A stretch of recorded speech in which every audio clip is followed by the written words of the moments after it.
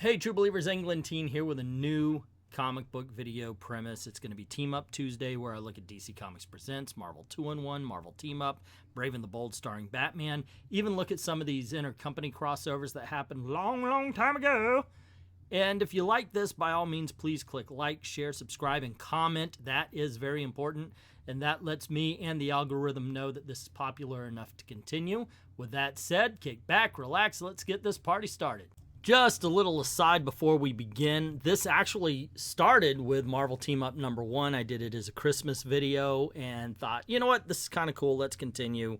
And now we're on to DC Comics Presents #1, starring The Flash and Superman. And since we always look at the cover first, I've got to say this is not a great #1 cover. I mean, granted, you got Superman in the forefront, Flash in the background, okay, good team up. But if you're trying to tell a story as to what is going on in the book, try to make that story a little bit more clear. The book starts off with a classic splash page saying, "For years, the action ace and the Scarlet Speedster have been colleagues and friends, but by a startling twist of fate, they will soon find themselves on opposite sides of a cosmic struggle as competitors and enemies. Soon, the landing of a UFO and a strange ray from space will trigger a mind-numbing chain of events, turning our stalwarts into super bounty hunters who must embark on a deadly chase to the end of time." And it all starts in a small town named Rosemont as an indirect result of the landing of a most strange spacecraft. Superman's thinking to himself, the strangest I've ever seen. My microscopic vision should be able to tell me what it's made of. Whatever it is that Superman sees, he's not really believing it, which is kind of strange. He's freaking Superman, for Christ's sake. At this point in time, he's seen damn well everything.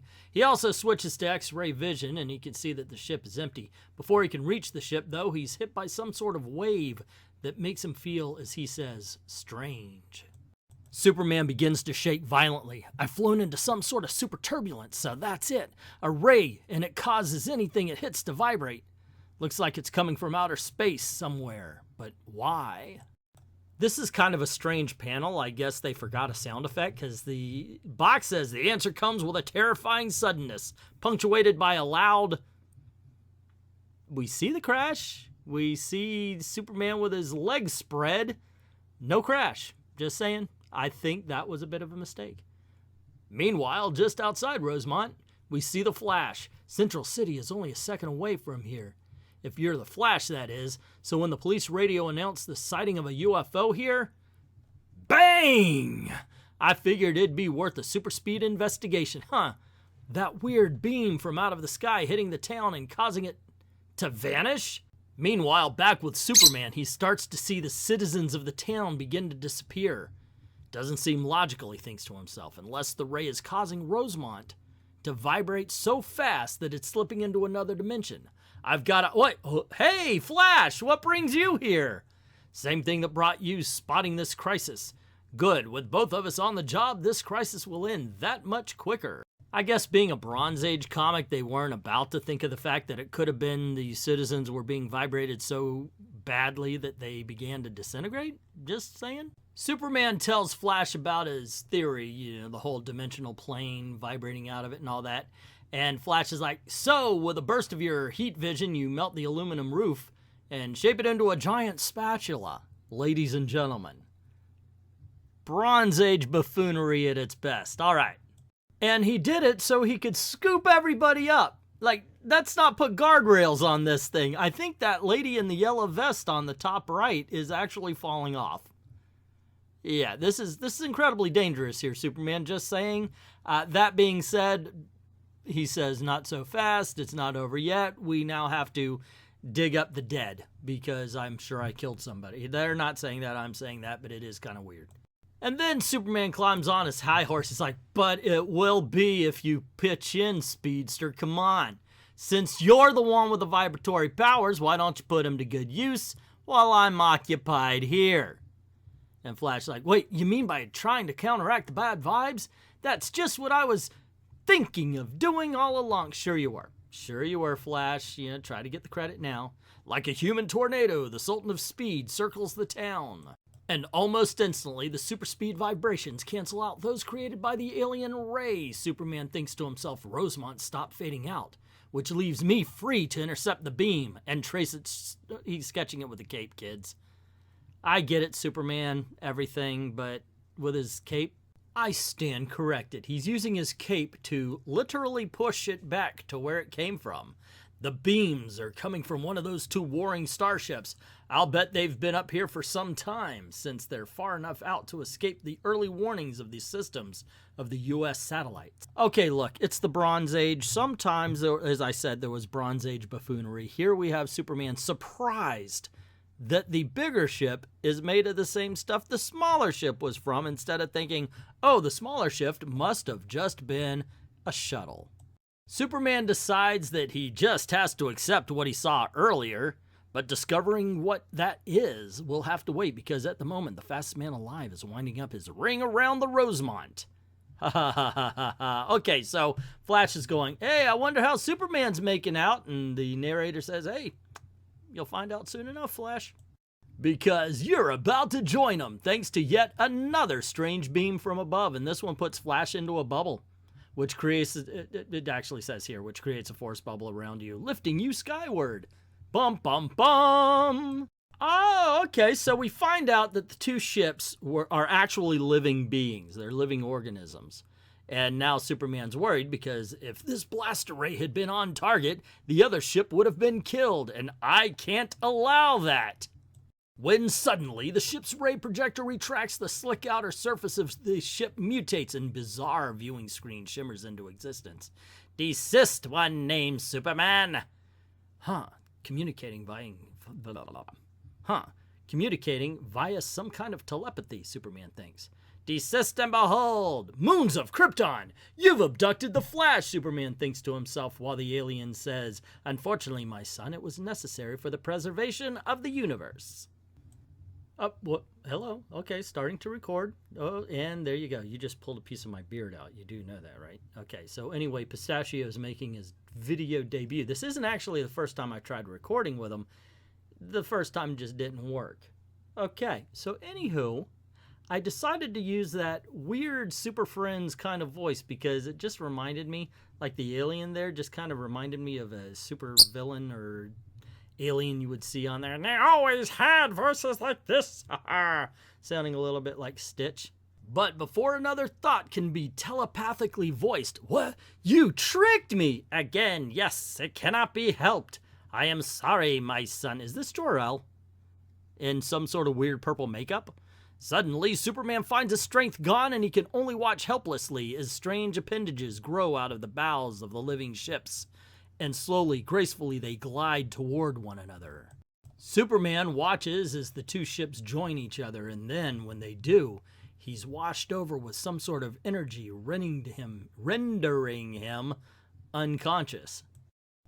Unconsciousness from which he is stirred by the strident voice of an alien martinet. Welcome aboard, one named Superman. I am Islian, leader of the Volkir and captain of the vessel which captured you. We are also responsible for the vibrational beam which struck the place you call Rosemont. I know, right? Why would an alien be like, oh, that's the small town of Rosemont, instead of the place you call Earth or something like this, or at least a state or something, you would think. Why? How would they know? Like, oh, you are on 4th and Main. So in way too many words, the aliens say that, okay, he's trapped by an energy that was in Superman number 204 of 1968 that acts like kryptonite. And they say, we are the leaders of Zelkot and Volkir, and they're at war. They remind Superman that they captured the Flash. Flash says, the minute I try to vibrate my way through the screens that make up the walls of this cell, their mesh becomes denser and impenetrable. An angered Superman yells, all right, so we're your prisoners. Now what do you do, Volkir? Use that beam again to finish destroying the Earth? He's like, oh, no, dude, no, we have no real interest in Earth. We merely came into the star system in pursuit of Zelkot. They launched that one passenger craft which landed in Rosemont. So an angry Superman yells, what are you fighting for? The aliens reply, nothing. He says, what? We fight for the battle itself, which is to say the reason we fight is lost to history. The other alien replies, Whatever started our Civil War occurred so many generations ago, we no longer know what it was. Civil War? I don't understand. You're two separate races. Yes, today, only after much evolution, but once we were the same race, my son, and as one united people. Superman yells, "Look, I couldn't care less about your family tree. Get to the point, will you? And if you call me my son one more time, I'll..." He says, "Ah, but you are my son, in a sense." The alien explains our ancestors visited Earth at the dawn of time, before life first graced that planet.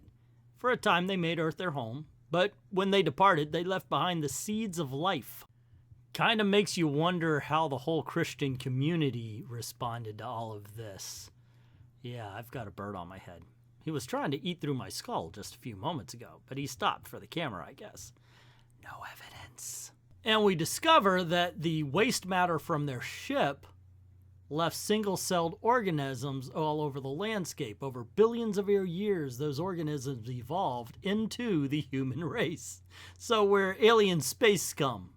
The alien continues, "We have no record of what caused our civil war, but we do know that after our ancestors fought among ourselves, the two warring groups split up. One group, which evolved into the Zelkot, left Earth. They found a planet in a red sun system and lived there for a time, after taming the natural upheavals that would have destroyed the planet. The red alien declares, and now we Zelkot want the war to end, and that is why we sent Elar to Earth. But we, the Volkir, insist that the glorious battle continue." So Superman asks Elam, "I don't see how Elar going to Earth will stop the war."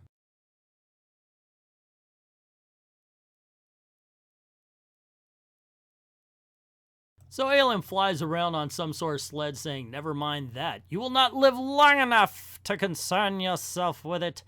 Nor will the Flash, for with a touch of these controls, I can cause his cell to diminish, crushing him. As it does so, its mesh becomes even denser, so he cannot hope to escape.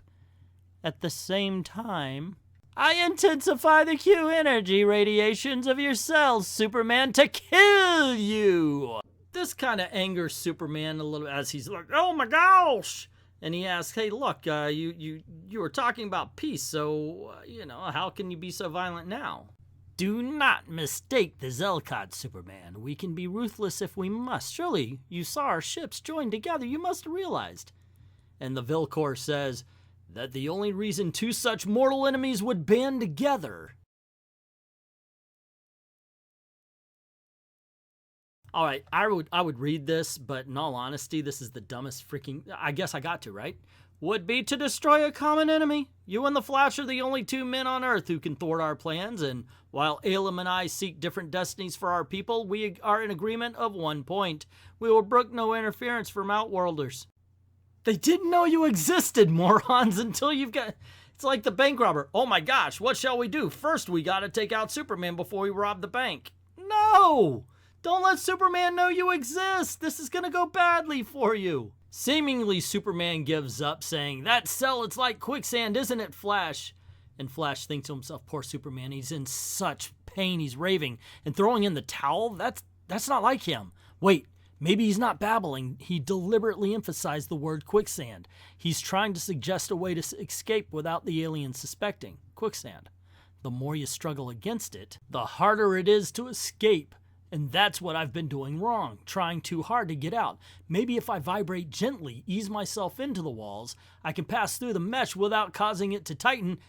Made it! Gotta take out Elam before he pulls another trick out of his hat, he says as he smashes him in the face at super speed.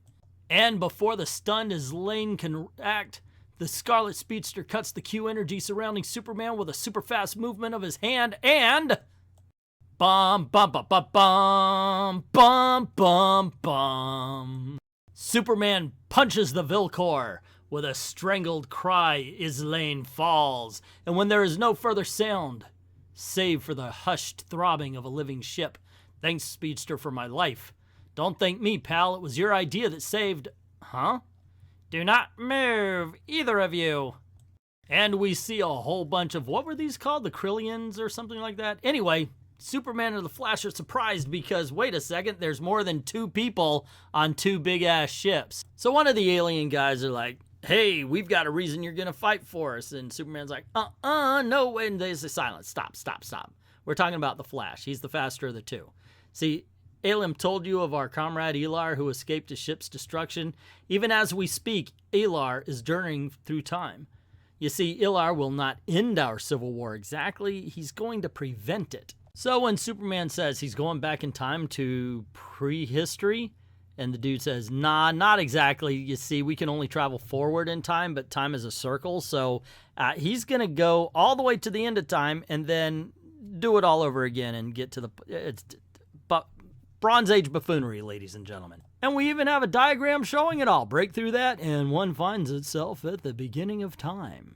Alrighty, comic books are weird. So Flash asks, hey, how do I fit in? And the alien says, well, the Volkir might have actually planted booby traps in his path in order to sabotage his mission. We do not know how they accomplished this.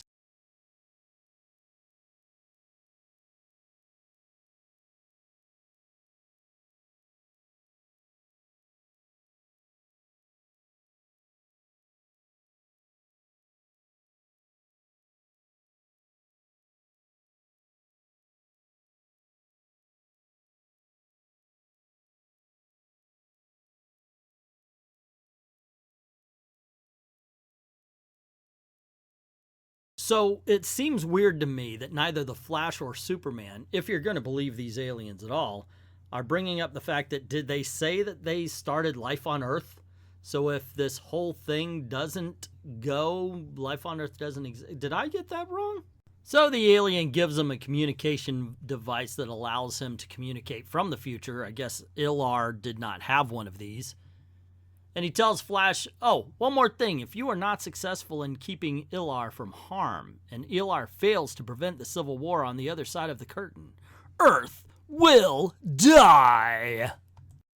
Okay, so he's traveling in time. He doesn't need his treadmill if he doesn't have to pinpoint a certain time. I gotta tell you, he looks like a cartoon that's kind of running on ice, you know? Not moving in anything, and they're actually saying that time's moving around him. He's not moving at all. Were it not for the urgency of his mission, Flash might find the journey pleasant. Some of the sights rushing past him are familiar. These buildings, I recognize them. I'm passing through Central City in the 25th century. Hey kids, a note from Julie Schwartz. Since Flash is moving only through time, not space, he should be in the 25th century equivalent of Rosemont, and he is. In the future, Central City will expand, becoming a sprawling megalopolis, when suddenly the monarch of motion runs headlong into something as fast as himself, if not faster. It would have to be to collide with a Flash before he can speed beyond this moment in time. Yet back on 20th century Earth. Now, Superman, it is time for you. Stay where you are, Zelkot. It seems you forgot that Volkir had a crew too. So both crews say they can't act without their leader's orders, so they're at a bit of an impasse. I guess they don't count sending the Flash on a mission as some kind of action. But Volkar actually do see it as, well, you did take action, so we're going to grab Superman, and here's the thing, you've got to make sure that the Civil War goes on ahead. Superman yells at him that I ain't gonna help you douche. And the Volkir says, you will if you value your own existence. You recall that red sun planet the Zelkot colonized? So Superman finally realizes what we realized when it was first mentioned. Yes, it was Krypton the Zelkot suppressed the internal forces that would have destroyed your native world. Eons before Krypton eventually did explode. Superman anxiously reasons, and if Ilar prevents the Civil War, the Zelkot will never go to Krypton. Krypton will explode prematurely, and there will never be a Superman, nor will all of Kryptonians live, you selfish sumbitch. Holy fuck, seriously? Superman, there is a long moment in which Superman ponders his fate, and then, all right, I'll run your miserable errand, and if it means Earth must die, so be it. Okay, so are we to assume some sort of mind control is going on along with all of this? Because this is way written out of character. Okay, at least the book kind of mentions it. It goes, that can't be Superman we know, or can it? Interesting. I did not think he would consent. Nor I. Surely I thought he would be willing to sacrifice himself so that Earth might live. What a twist! We cut to the Flash, who's on the ground with his head spinning, and it says, "And as for our other hero, he is not quite himself either, for he's not used to being knocked senseless." Flash goes, I should have known, being that I'm in the 25th century, the home of the Reverse Flash. Call me by my rightful name, Eobard Thawne, better known in the Fast Company as Professor Zoom." So Professor Zoom starts beating the crap out of a weakened Barry Allen, saying, "Yeah, when I'm finished with you, I'll be the first and foremost Flash, and the only kind of Flash you'll be is dead." So there you go, gang, and don't forget to show up on the 3rd week of June so you can see the second part of this. Actually, no, all you got to do is wait for the cycle to go around, because I believe next week will be Marvel 2-in-1 #1. But what about this one? It was okay. I haven't read in a long time. I remember enjoying it quite a bit when I was young. There's a lot of silliness in this one. We'll see. We'll see if it gets better. Basically, you could tell I'm trying to say something nice about it instead of... Wasn't this a plot of Star Trek of some sorts? And, of course, we have the mystery of why Superman was acting the way he did. The bird's really going off right now. But, yeah, it was mid to me, but we'll see. We'll see how it goes. Hopefully Marvel 2-in-1 will be better, and hopefully issue #2 will be better. I know they get better as they go because I have read them. Anywho, that was that. Please click like, share, subscribe, do all the things that help out, and tell me that you guys like this kind of content. If you do like me going over the team books, by all means, click like, share, subscribe. Comment on the video. That actually helps. Do all of that kind of stuff. If you don't mind helping out the channel, go on over to Ko-Fi, drop $1 in the till, helps keep the lights on, helps keep making videos for you, even commission a video. Like, thank everybody who's already done that, and to everyone, all of the true believers, thank you very, very much for watching.